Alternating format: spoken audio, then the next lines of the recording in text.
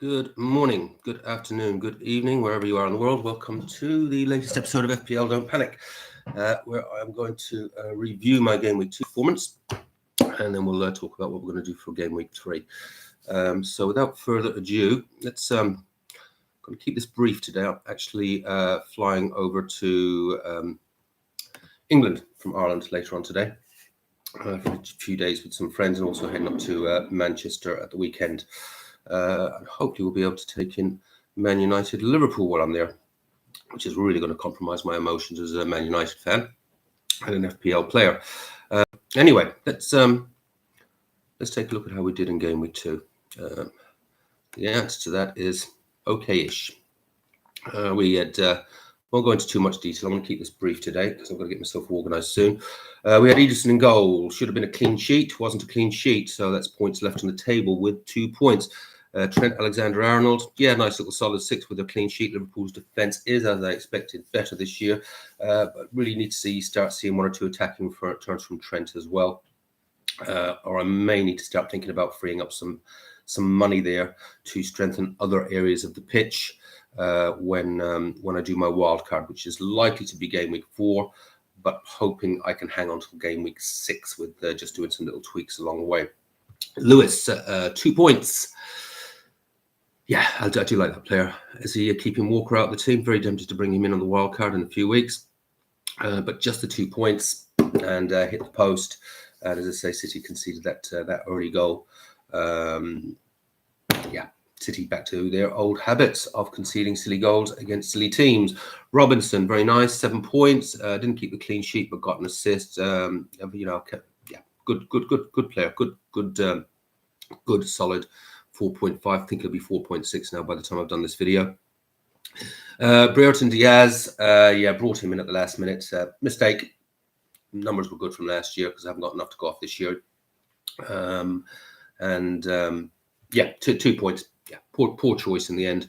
Hold my hands up to that one. Eze, good choice, bad result. Unluckiest player in FPL. If you're watching the football, passing the eye test in every way you can possibly imagine. 12 shots this year. I think that's the most of any Premier League player. Just not going in the net for him. Hit the post again, of course. Salah, nice little solid 10 there. To be expected. Salah's traditional goal. Diego Jota 6, probably should have had a goal as well, but ticking along okay. 7.5, definitely can't complain, and I think there's a lot more to come from him, and he seems to have nailed down his spot, which is important because there's a few players vying for positions there at Liverpool, but he's looking really, really good. Muniz, who was brought in at the last minute because of the Solanke injury, which forced a little bit of a rejig, which affected things across the whole team, came in with 2 points. Isak, 2 points, continues to disappoint. May have to start having a look there, but hopefully we have one of his favourite fixtures coming up. He's at home to Spurs in the next match, so let's hope for better things, that he can start to pull his weight. Haaland, whole reason for doing the free hit, to protect myself from the Haaland captainers and triple captainers. And I guess technically that did work. He came in with a 34-pointer. It's not bad. It's not bad. I finished up on 75 points. Only problem with that is my other team came in with 72 points. So I've used my free hit and not got the boost that I was anticipating. Is what it is. It is what it is. I should have had the haul. I mean, I did just predict it. I did predict that team just to come in at the 65. So technically, I was very, very accurate. I just had a feeling I was going to get a good haul out of that and maybe hit sort of an 80 or a 90.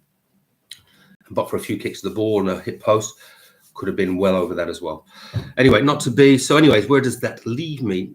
It leaves me. I'm actually doing okay. My main objectives, as I say, is looking for that top 100k finish this year and trying to target a 70-point average per game week. So the FPL game week average this week was 69 points, very, very high because you had 500,000 Haaland triple captainers, as well as the rest, 50 50-odd% of the game that had a captain's armband on him. My safety score was 57 to maintain my 70-point average. So well achieved that with the 75.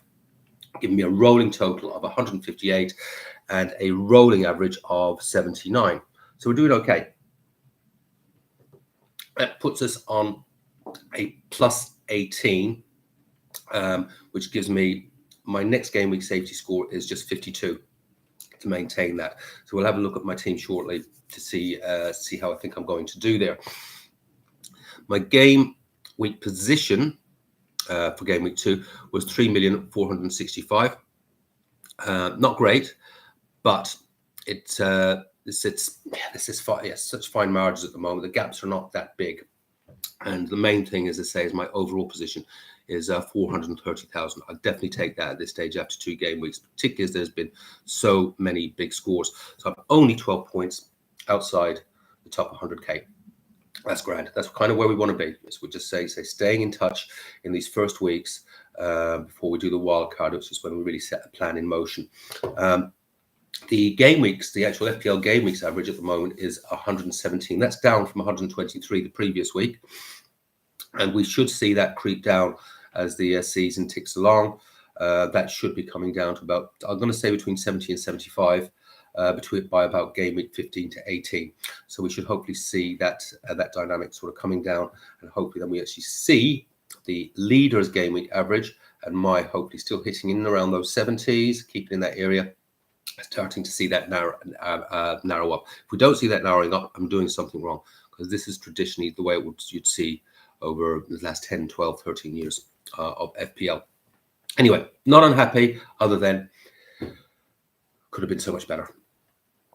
As I said, my prediction accuracy has been pretty good so far. Game week 1, I predicted 65 without captain, and I got 83. That's very good.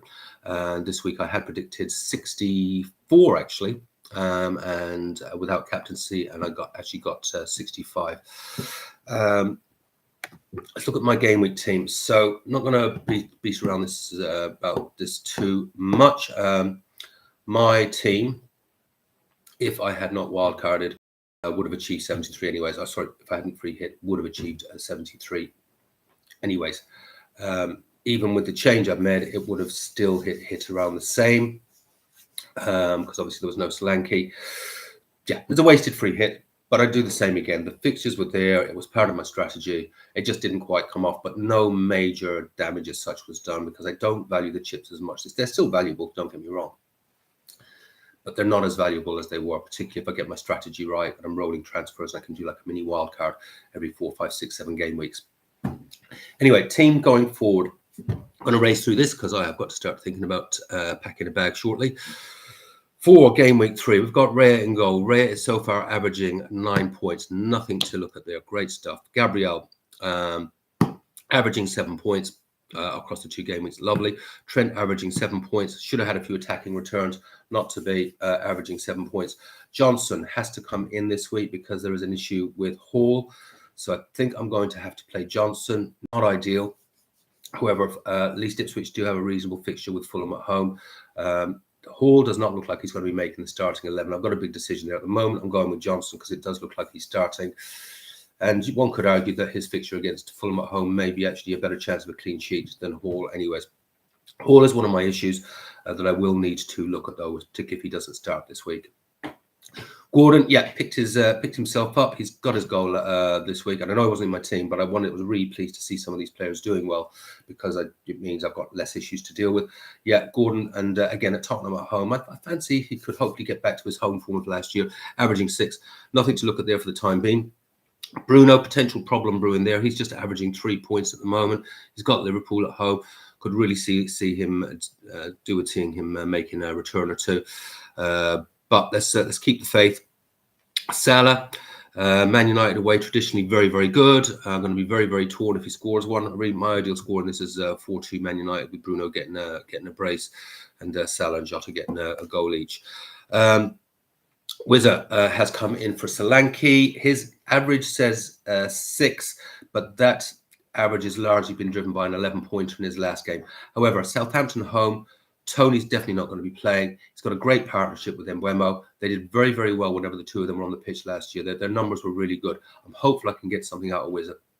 It won't be ideal for the next match. That's against City, but then they're into quite a decent run of fixtures. So that may influence whether I do the wild card in game week 4, or I'm hoping I can actually still try and push on until game week 6. Let's see how this team goes.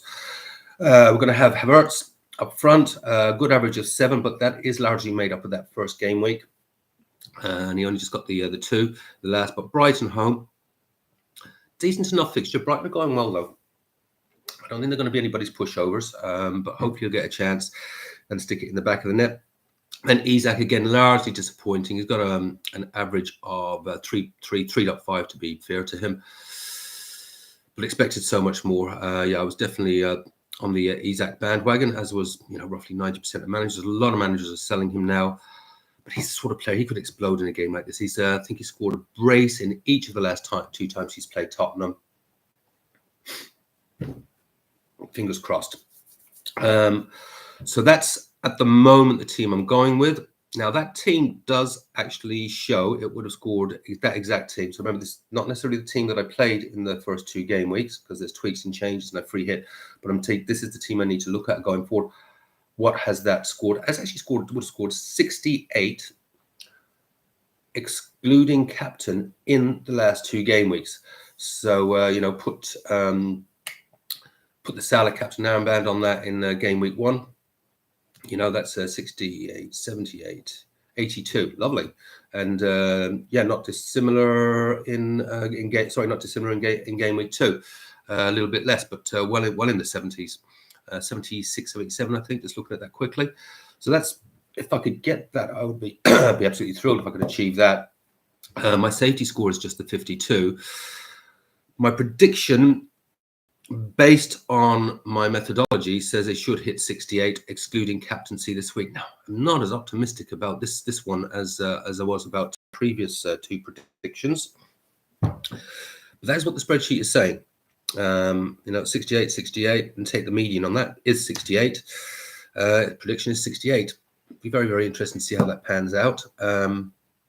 Fingers crossed. If it hits that, that will certainly influence my decision on whether I am going to go with a wild card. And I have a very nice, tasty wild card developing. I could get to it, to be honest with you, in about 4 moves from this team. And to me, that means maybe it is better for me to just try and tweak my team if this team does continue to hit my averages over the next few game weeks, or do I just dive in? At the moment, I'm leaning towards tweaks and get there. But there are a few problems in this team. As I said, we've got the Hall issue. And Bruno, is he developing into an issue? Hope not. Once he gets a run of form going, I think he can get going. He's got a few game weeks left to try and get that average up. And then Isak again. You just take 1 game week from him, and then it's like, happy days. Let's see how we go. Anyway, that is where I will leave it for this one. I am traveling a lot in the next week or 2. I will try and do an update next week, but it could be a couple of weeks before I come back. And when I come back, what I'm actually hoping I will have will be just be a little bit more technologically advanced in my presentations, and be able to show you some graphs and graphics so you can actually see the charts that I'm to. And it will certainly be, hopefully we'll certainly have 1 more game week, could be as many as 2 game weeks in there after the international break by the time I come back. And the charts and graphs and things, it all looks a bit more interesting the more data is in there. So leave it at that for now. Hope you all do fantastically well, all two of my viewers and 11 of my subscribers. And have a great game week. And in the meantime, just have fun, play your own game, and above all else, do not panic.